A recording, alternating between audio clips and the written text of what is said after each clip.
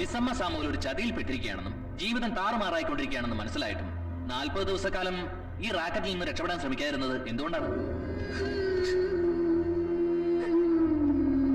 വീട്ടിലെ സാഹചര്യങ്ങളെക്കാൾ സേഫ് ഇതാണെന്ന് തോന്നിയിട്ടുണ്ടാവും അല്ലേ?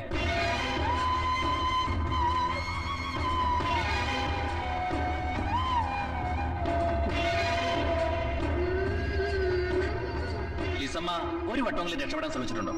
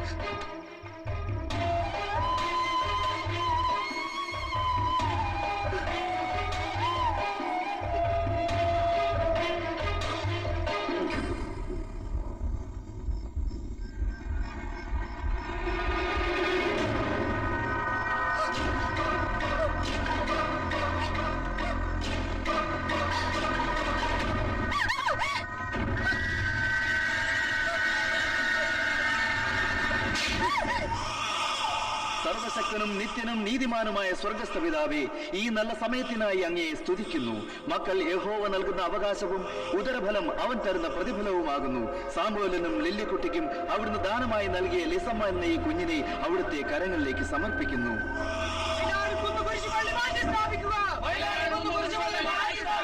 ഹിന്ദുവികാരം മനസ്സിലാക്കുക,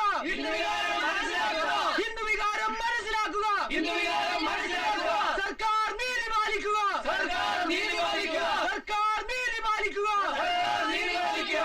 മുഖ്യമന്ത്രി നീതി പാലിക്കുക, ധർമ്മവേദി സിന്ദാബാദ്, ധർമ്മവേദി സിന്ദാബാദ്.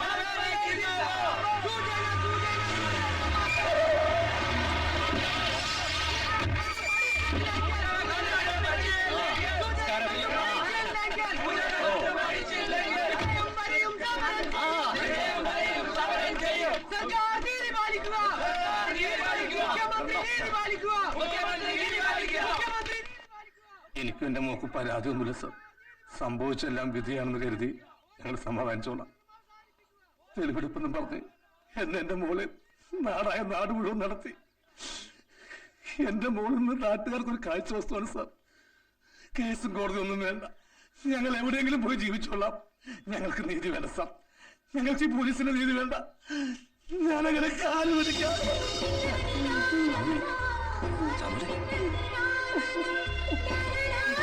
ക്ഷമിക്കണം സാർ, സാമൂല് വിഷമം കൊണ്ട് പറഞ്ഞു പോയത്. ക്ഷമിക്കണം.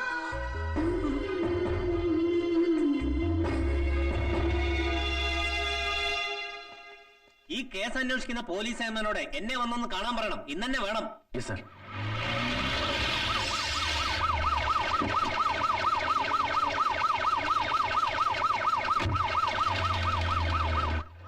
എടോ, കോടതിയും നിയമവും പോലീസും ഒക്കെ ജനങ്ങൾക്ക് വേണ്ടിയിട്ടുള്ളതാണ്. നിങ്ങൾക്ക് നിങ്ങളുടെ മുന്നിൽ എത്തുന്ന ആൾ ഒന്നല്ലെങ്കിൽ പ്രതി അല്ലെങ്കിൽ സാക്ഷി. ഈ പ്രതിക്കും സാക്ഷിക്കും അപ്പുറത്തായി ചോരയും നീരുമുള്ള മനുഷ്യരാണ് അവരെ. അവരുടെ വികാരങ്ങൾ കൂടി നമ്മൾ മനസ്സിലാക്കണം. അത് ഒരു നിയമവ്യവസ്ഥത്തിലും ഉണ്ടാവില്ല. ആ മനുഷ്യൻ എന്റെ മുന്നിലിരുന്ന് പൊട്ടിക്കരഞ്ഞു. അയാളെ തകർത്ത് കളഞ്ഞത് മകൾക്കുണ്ടായ ദുരന്തല്ല, നിങ്ങളുടെ തെളിവെടുപ്പെന്ന നാടകമാണ്. ആരാന്റെ അമ്മയ്ക്ക് ഭ്രാന്ത് പിടിച്ച കാണാൻ നല്ല രസാണ് അല്ലേടോ? ആദ്യം വന്ന വാർത്തകളിലൊക്കെ ഒരു ബസ് ഓണറിന്റെ മകന്റെ പേരുണ്ടായിരുന്നല്ലോ. പിന്നീട് അങ്ങനെ അവൻ പെട്ടെന്ന് അപ്രത്യക്ഷനായി. പെൺകുട്ടി ഇത് പറഞ്ഞിരുന്നു സർ. പക്ഷെ മാർച്ച് 4-ാം തീയതി രാവിലെ 10 മണി മുതൽ രാത്രി 7 മണി വരെ ഈ പറഞ്ഞ ബസ് ഓണറിന്റെ മകൻ ടോമിച്ചൻ ഇടുക്കി RTO ഓഫീസിൽ നടന്ന പ്രൈവറ്റ് ബസ് ഓണേഴ്സിന്റെ യോഗത്തിൽ പങ്കെടുത്തിരുന്ന രേഖകളുണ്ട് സർ.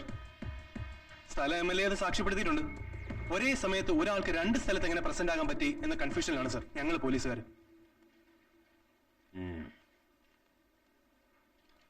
മഹാത്മാഗാന്ധി വെടിയേറ്റ് മരിച്ച കാലത്ത് ഈ നാട്ടിൽ RTO ഓഫീസുകൾ ഉണ്ടായിരുന്നടോ? ഇല്ലായിരിക്കും. ഉണ്ടായിരുന്നെങ്കിൽ ഗോഡ്സെ ഇതുപോലെ ബസ് ഓണേഴ്സിന്റെ യോഗത്തിൽ പങ്കെടുത്ത് നമ്മുടെ ചരിത്രം തിരുത്തിയേനെ.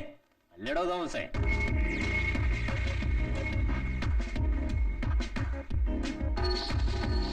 തോമസിന് ഇനി എത്ര കൊല്ലത്തെ സർവീസ് ഉണ്ട്? 5 വർഷം. തെളിവെടുപ്പ് നാടകം ഇനി വേണ്ട.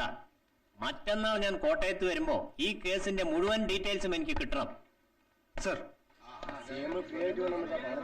അതെ, ഞാൻ ചേർപ്പിച്ചതിന്റെ അർത്ഥം എനിക്ക് മനസ്സിലായി. ബസോണറുടെ മകൻ ടോമച്ചൻ എന്റെ ബന്ധുവാ.